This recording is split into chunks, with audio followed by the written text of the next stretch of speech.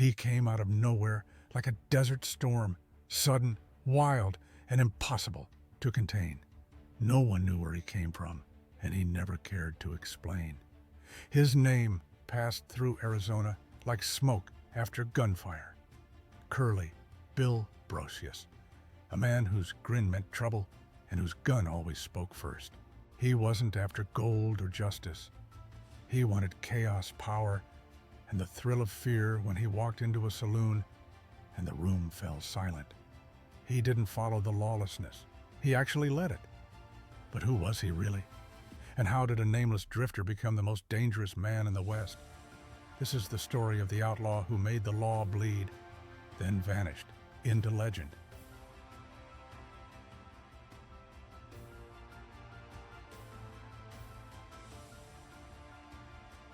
In a lawless land of the American Southwest, some men were born and others invented themselves. Curly Bill Brocius was of the second kind. His exact birthplace remains uncertain. Some sources suggest he was born in Crawfordsville, Indiana, around 1845, while others point to Texas or Missouri. It's popularly believed he came from Texas, but no one ever found a birth certificate or a family photo. That suited him just fine. Mystery served him better than truth ever could. By the late 1870s, a rough man with curly hair and a rifle hung over his shoulder was moving from town to town, and people thought he brought bad luck. Some claimed he used to be a petty thief named William Bresnahan, who had a run-in with the law in El Paso. Others said he had killed a man in Dodge City and fled, vanishing into the borderlands to reappear in Arizona as a brand new villain with a gun.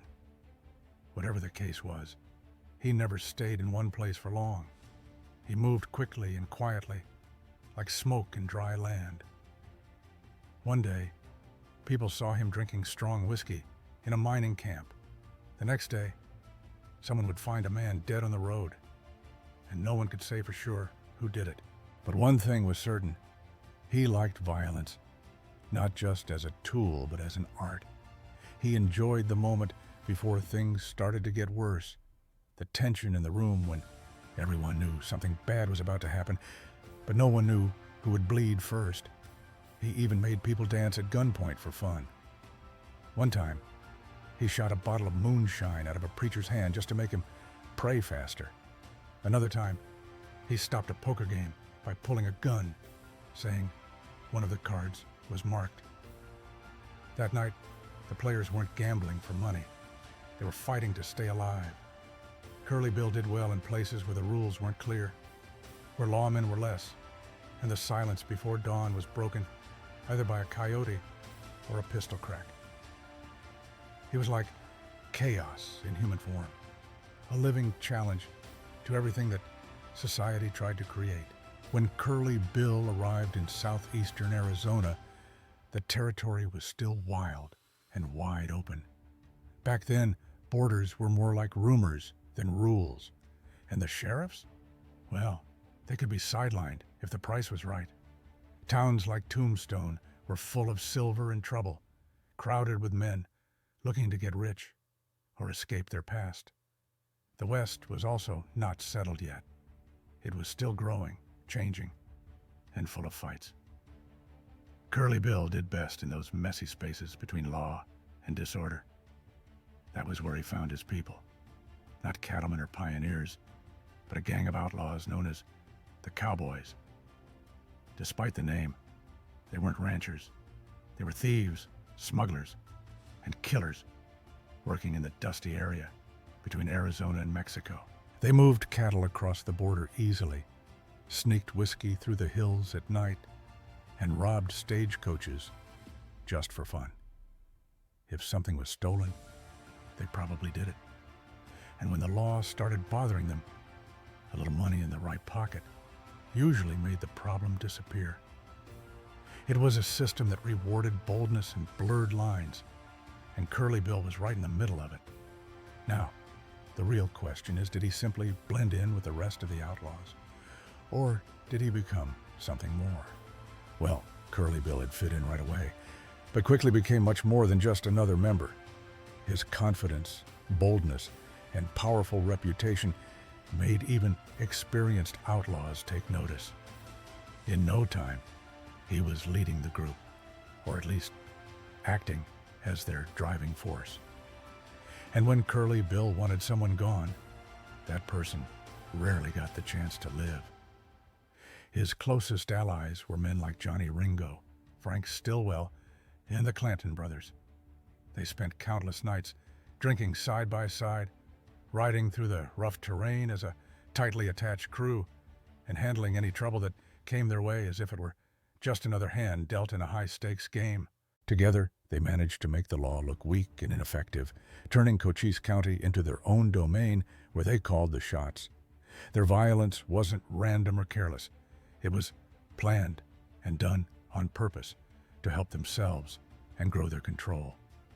The Cowboys acted like a secret government. When local leaders couldn't or wouldn't keep peace, the Cowboys took over and made their own rules. They scared the people, pressured the judges, and made sure their friends stayed in charge. Curly Bill grew a lot in this environment, as he was more than just a leader. He was a symbol and a cruel enforcer, both the face and the driving force behind the chaos they created. However, things took a sharp and dangerous turn in the rough town of Tombstone in March 1880. Curly Bill, known for his wild ways, got drunk as usual. But this time, it was not a normal rowdy night in some back alley bar. This time, the law itself stepped in to stop him. Marshal Fred Wyatt, a man who had only been on the job a few months, but had already earned respect for his calm and steady approach. He always tried to keep the peace the way he believed best, which was by talking first and only reaching for his gun if it's absolutely necessary. That's exactly what he was doing that night when Curly Bill stumbled through the streets, firing his revolver into the air, acting like a careless child showing off his toy. Without panic or anger, White calmly approached and reached for his gun to disarm Curly Bill. Witnesses later said that Curly Bill didn't look scared or aggressive. Instead, he just flashed a grin and pulled the trigger. The bullet struck the marshal in the groin, causing him to collapse and bleed heavily. Despite the efforts to save him, Fred Wyatt died within hours, and that should have been the end of the road for Curly Bill. So, do you think he'd just slip away from this one, like all the others? Well, things actually got even wilder than you might imagine. Curly Bill was immediately arrested. Wyatt Earp quickly entered the scene and knocked him out with a blow from his revolver. Bill was dragged to jail. But what happened the next day was completely unexpected. The courts let Curly Bill slip away. Some claimed the shooting was an accident. Others said that the marshal had mishandled his weapon.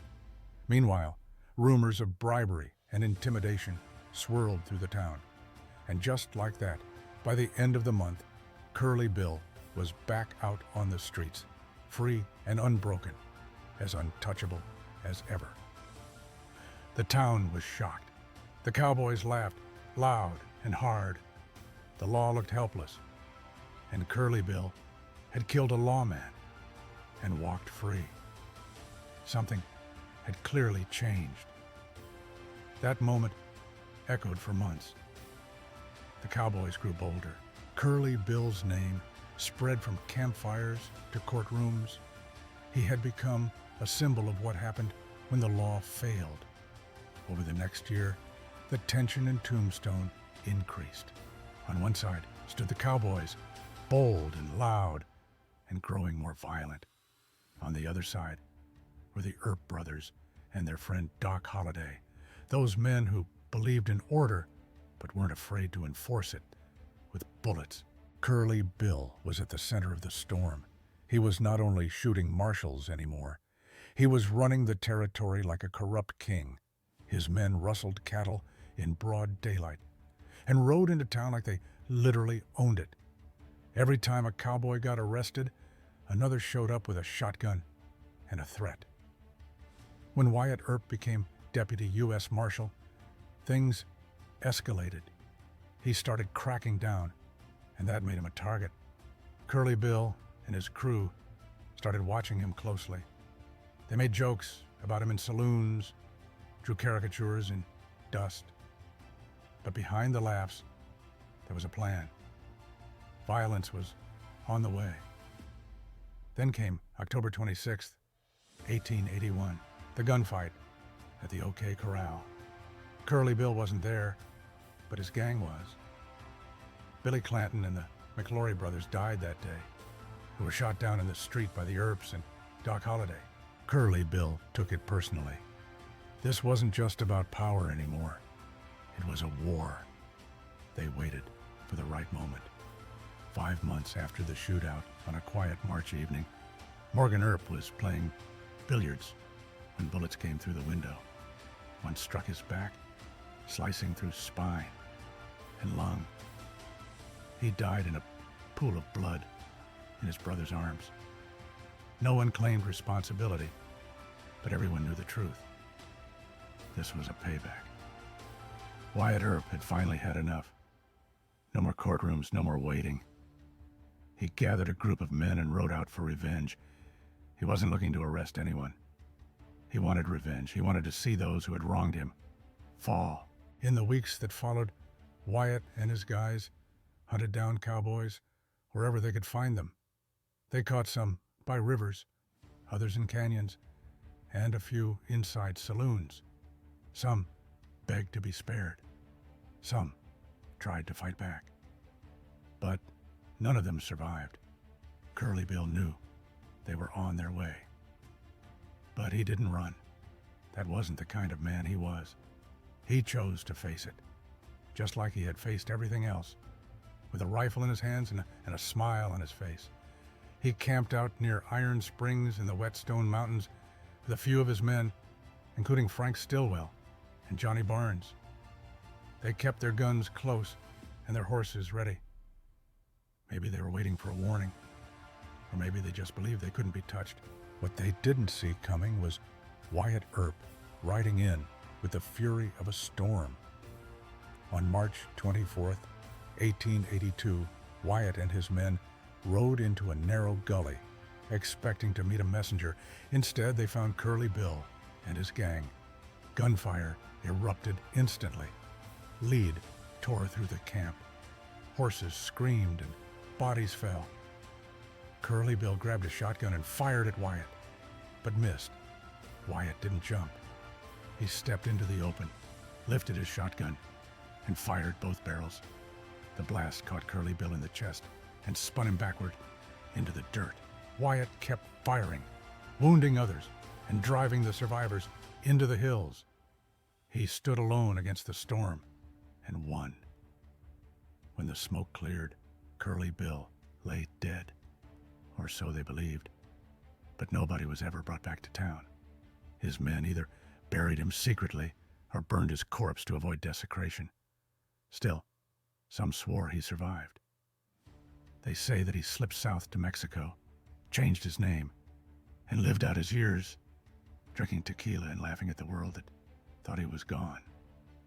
Curly Bill Brocius didn't leave behind a family, or a fortune, or even a real name. What he left was a legend. He was the outlaw who killed a marshal and laughed, the man who made justice flinch and the law rides out for revenge. He didn't rob banks or build gangs like Jesse James. He didn't claim to be fighting for anything noble. He was a storm for the sake of the storm. And maybe that's why his story lasted, because in the West, the line between good and evil wasn't drawn in laws. It was drawn in blood. Curly Bill crossed that line with a grin and dared the world to stop him. It took a legend like Wyatt Earp to finally do it. Maybe. Was Curly Bill Brocius a product of his time? Or would a guy like him still rise in today's chaos, just with a keyboard instead of a Colt? Drop your take in the comments. I'd love to hear what you think. And if you're just joining us, be sure to catch our previous video on Wyatt Earp to see the lawman who made Curly Bill's life a lot more complicated. Also, make sure to hit that subscribe button and check out some of our other outlaw stories. There's plenty more where this came from. Also, YouTube says you'll love this next one right here. Go on, give it a click. See you soon.